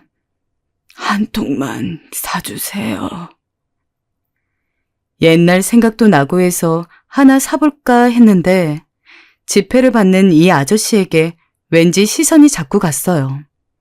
빨리 껌을 받아야 하는데 내가 왜 이렇게 꾸물거리나 싶어 스스로도 이상하다고 생각했지만 어딘지 모르게 자꾸 기시감이 느껴졌습니다. 저뿐 아니라 맞은편 동생도 아저씨를 계속 쳐다보았어요. 그러다 그만 저는 그 자리에서 비명을 지를 뻔했습니다.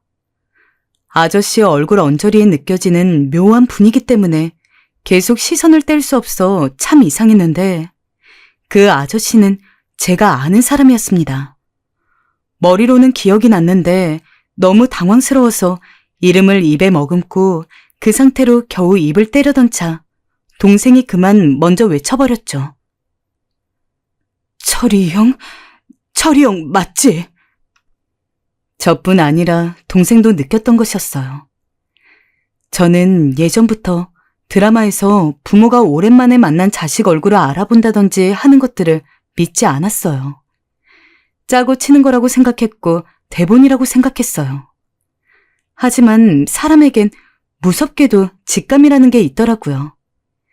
철이 형을 알아본 순간 속에서 알 수 없는 것이 끌어올라오면서 진정할 수가 없었고 그 자리에서 일어나 버렸습니다. 동생은 그만 바닥에 주저앉았고 철이 형은 도통 감을 못 잡는 얼굴로 저와 동생을 번갈아가며 보더군요. 아무리 보고 또 보고 들여다볼수록 온몸의 신경과 감이 바짝 곤두서며 저에게 말해주는 것 같았습니다. 이 사람이 철이 형이 맞다고요.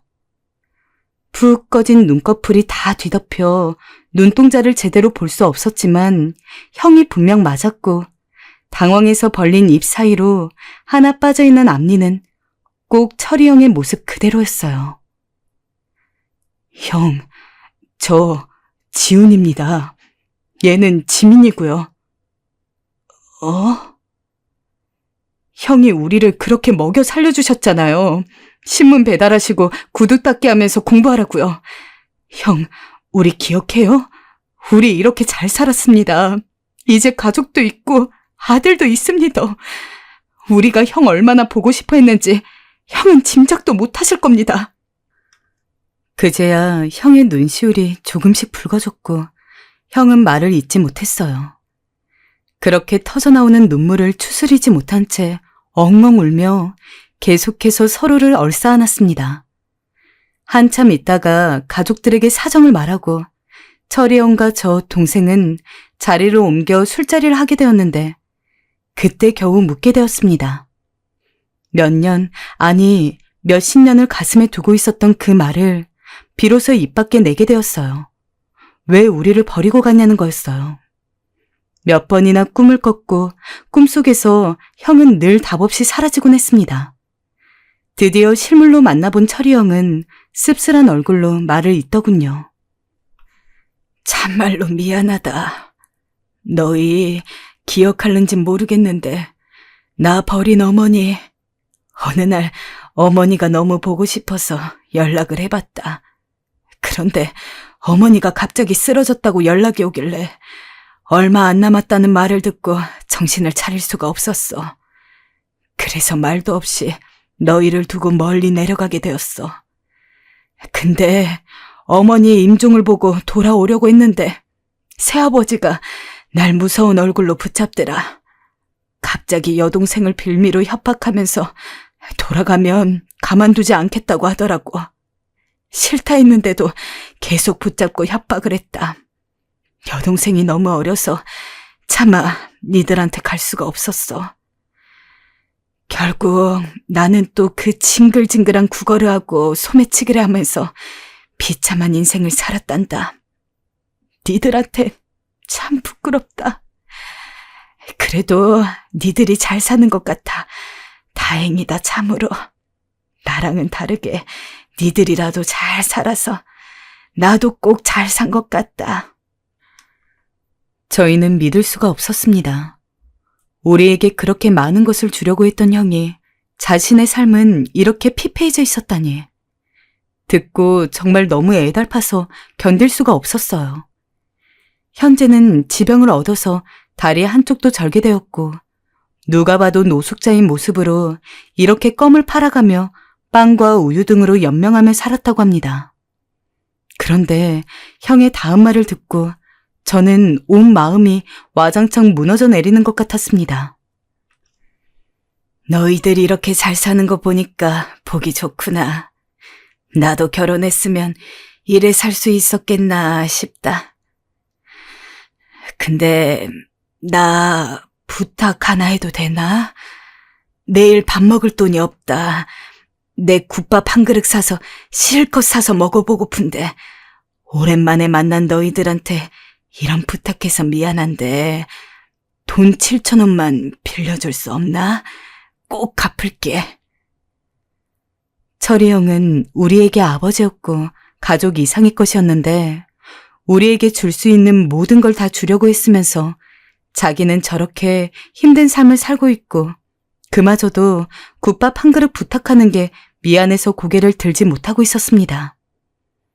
그간 형의 삶이 얼마나 처연했는지 얼굴에 잔뜩 늘어선 주름이나 쉰 목소리를 통해 알 수 있었고 매번 우리에게 밥을 먹이려고 애썼고 밤낮 없이 일했던 형의 등은 더욱 굽어 있었습니다. 어쩔 줄 몰라 당황하는 형을 보며 저는 눈물을 닦고 동생을 보았어요. 말하지 않아도 우리의 마음이 어느 정도 통한 것 같았습니다. 혹시나 몰라 동생을 불러내어 다시 한번 동생에게 의견을 물었더니 저와 일치하더군요. 전 철이 형에게 계좌번호를 알려달라고 해서 받았고 그 자리에서 바로 입금을 했어요. 너희들 이게 무슨 일이 큰돈을... 형, 고마웠어요. 이거 우리 그때 먹여주고 재워준 값이에요. 크게 갚는다고 생각해줘요. 내가 니들을 등진 내가 이 큰돈을 어째 받을 수 있겠어. 형은 금액을 확인하고 저희 못지않게 엉엉 울었습니다. 금액은 타 지역의 카센터 창업을 위해 저금해둔 1억이었습니다. 우리를 그렇게 물심양면으로 돌보아 주었던 철이 형에게 우리가 줄 수 있는 최선의 것을 형에게 주고 싶었어요. 가파르고 가파른 인생 속 그래도 어딘가는 뚫려있고 아직 세상을 살아가도 된다고 알려주었던 철이 형에게 우리도 그 나름의 대답을 하고 싶었습니다. 그리고 저희는 형을 토닥이며 헤어졌어요. 이상하게 형과 헤어지고 난 뒤에 제 삶에 변화가 생겼습니다. 형의 존재를 확인하고 형에게 은혜를 갚고 나자 어딘지 모르게 마음이 많이 가벼워졌습니다. 무거웠던 짐이 내려놓아진 것 같고 또 동생과도 형, 우리 정말 잘했다. 그지? 그러니까 카센터 새로 여는 것보다 철이 형 도와준 게 훨씬 값진 일 같아. 이런 대화들을 나누며 감사하는 마음으로 하루하루를 보내고 있습니다. 하지만 한편 가슴은 아픕니다. 저희는 이렇게 잘 되고 자식도 낳고 성공도 할 수 있었지만 형은 왜 그런 운명의 굴레 속에 들어가 그리 살아야만 했는지. 만약 시간을 되돌려 형이 어머니의 임종을 지켜보지 않았다면, 아예 몰랐다면 형의 인생은 바꿀 수 있었을지. 시간을 돌릴 수 없는 현실이 너무도 씁쓸하게 다가옵니다. 하지만 여러 생각들이 들지만 그래도 지금은 형이 다시 재기할 것만을 믿고 있습니다. 얘들아, 정말 고맙다. 이 마음 잊지 않을게. 우리 다시 만나자꾸나. 그땐 내가 밥을 사주고 싶구나. 철이 형. 얼마 전 형에게서 이런 문자가 왔는데요. 삶의 구덩이에서 만나 어떻게든 이겨보려고 했던 형의 현재가 너무나 애처롭게 느껴졌지만 저희에게 삶의 의미를 알려준 형 역시 조금이라도 그 빛을 발견하길 진심으로 바라고 있습니다. 형, 진심으로 잘 되길 응원합니다. 그리고 어두컴컴했던 유년기 시절을 밝게 비춰주어 감사했습니다.